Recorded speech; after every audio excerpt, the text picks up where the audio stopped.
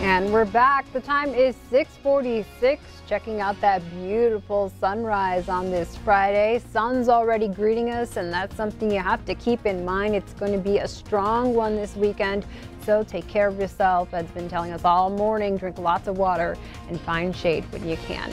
Let's get started with news for the day. Our top story this Friday, a mother and daughter from El Salvador arrived back in the United States by order of a federal judge. The woman and 11 co-plaintiffs are challenging a new Trump administration policy that makes it more difficult for immigrants claiming to be victims of domestic or gang violence to get asylum. In the middle of a deportation court hearing Thursday, the ACLU found out the mother and daughter they were representing were already being deported and on a plane flying from Texas back to El Salvador. The judge ordered the plane be turned around and threatened to hold the Trump administration officials in contempt of court if they failed to comply with the order. An assistant basketball coach at Wake Forest University is charged with assault for allegedly punching a Florida man visiting New York City. Victim Xander Sabo hit his head on the sidewalk. He was taken off of life support Thursday. Police say Jones threw the punch after a drunk Sabo knocked on his car window, thinking it was his Uber ride. Closer to home, a Billings police officer is being hailed a hero after he broke down the front door of a burning home and rescued 2 children and a mother trapped inside. Q2 was at the scene on Rhea Lane shortly after the call came in and saw Sergeant Scott Conrad escorting the mom and 2 children to an ambulance for medical evaluation. Shortly after, he was all smiles, rightfully so, after quick thinking and bravery. It all started around 7:40 when 911 received a call from a woman who said her house was filled with smoke and the front door wouldn't open, so she ran to the bathroom and opened the window for fresh air. It just so happened Sergeant Conrad, a 21-year veteran, was only 2 blocks away when the call came over the radio. He rushed to the home and saw smoke coming from the house and heard screams coming from the back of the home. That's where he saw the mom and her 2 children sticking their heads out of the window that was too small to escape out of. Conrad kicked in the front door and the mother, who was carrying an infant, ran out, but he could see the other child. A 2-year-old was still standing by the bathroom with the kitchen in flames and the home filled with smoke. Conrad entered the home to grab the child, and the 2-year-old then ran to him.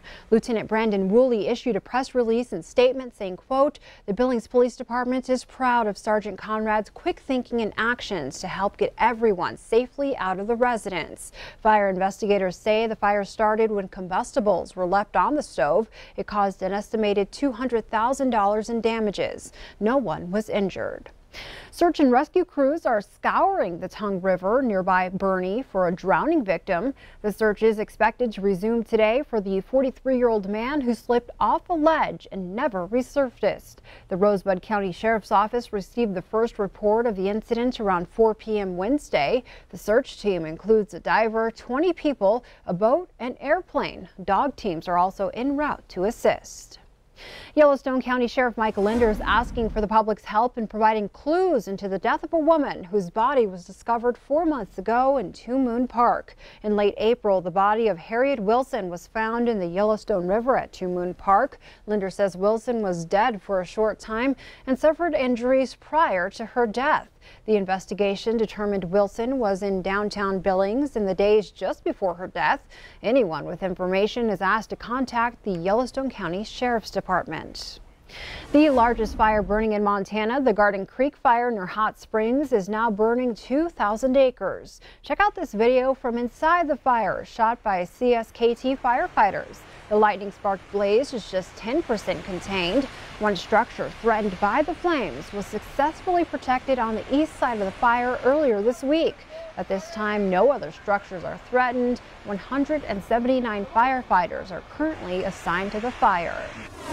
South of Billings in the Pryor Mountains, the fire lines have now been established around the Bench Spring fire. That fire of unknown origin grew to about 5 acres in size since it sparked Wednesday afternoon, but has been held in check since. Fire officials say a helicopter helped the small crew of firefighters with water drops Thursday morning.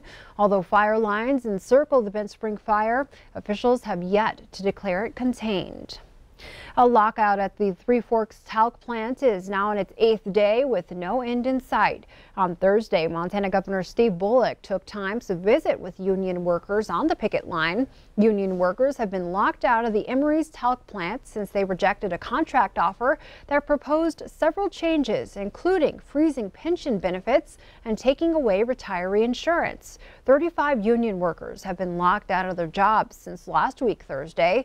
Since then, family members in the community have shown their support on the picket line.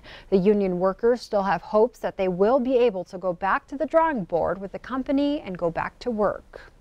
Well, Montana Fair kicks off tonight for its 8-day run at Metro Park. A study on the fair's financial impact shows it generates more than $150 million in revenue for the county. Plus, Metro Park also employs or impacts over 2,000 jobs. When you see in that report how many jobs transcend from Metro Park business, full-time jobs, everybody gets a paycheck. That's everybody going on to school clothes, going to a movie, still going to a Mustang game. Everybody, down payments on rents, maybe a new car. So you see the spin-off of all those things. I was just down watching all the concessions setting up, the local ones, the beer, the pop, the food, sugar, you name it. It's all the commodities that transcend out into the region. In 2017, more than 780,000 people attended either a trade show, a sporting event, entertainment, or the fair. With 5 separate venues, Metro was able to book 455 event days, with multiple events occupying the complex on the same day. The study was funded by Northwestern Energy. Yellowstone National Park Superintendent Dan Wenk will put a wrap on his 43-year Park Service career next month, a few months sooner than he hoped. Wenk talked to reporters Thursday during a 2-hour farewell telephone news conference from Yellowstone. Wenk addressed his falling out with Interior Secretary Ryan Zinke, sparked by a disagreement over bison management. He said it felt punitive that he was being forced out early, but said the decision to retire was his. He says the bison management plan and the grizzly delisting impacts will be big issues for the park's next superintendent. Wenk's replacement is Cameron Shawley, who will take over in October. As for Wenk's biggest disappointment, not being able to see bison come off a truck in Fort Peck as part of the park's relocation plan. Another big issue is visitor management. Last year, as many as 4 million people came to Yellowstone. Wenk says in the near future, there will have to be new ways to manage the impact of park visitors. I do believe that we are coming to a point in dealing with visitation in Yellowstone National Park where we have to make some decisions about how we're going to manage visitation in the future. We have visitation that exceeds many days of the summer of 35,000 people in the park a day. That is certainly stretching our capacity to handle that level of visitation. I think that if I had any advice for local communities, they have an incredible resource here that will continue to provide great economic opportunity for them, but they have to be part of the solution in terms of how we manage visitation, how we make sure that we do not cause negative impacts on the very resources that people are coming to see. Wenk could have taken a transfer to Washington, D.C. to finish up his career, but decided to retire instead. He plans to move to the Black Hills of South Dakota later this fall. In other things outdoors, the 2nd annual Last Best Outdoors Fest will take place on August 31st in Livingston. This year's theme will be Women in the Outdoors. The event will highlight the different roles women play in conservation, recreation, and advocacy. Former Interior Secretary and REI President Sally Jewell will be the event's keynote speaker. Senator John Tester will headline the event and speak on legislation regarding Paradise Valley, clean air and water, and access to the outdoors. The festival will offer local crafts, beer, food, and live music. It is free and open to everyone. For more information, you can visit lastbestoutdoorsfest.com. And our last story this morning, Billings' own Boulder Arrowhead Baseball All-Stars are 1 win away from playing in the Little League World Series. They won Thursday's undefeated semifinal at the Northwest Regional in San Bernardino, 5-2 over Coeur d'Alene, Idaho. Boulder Arrowhead will play in Saturday afternoon's Northwest Regional Championship against today's winner between Idaho and Oregon. The Little League World Series takes place in Williamsport, Pennsylvania, August 16th through the 26th.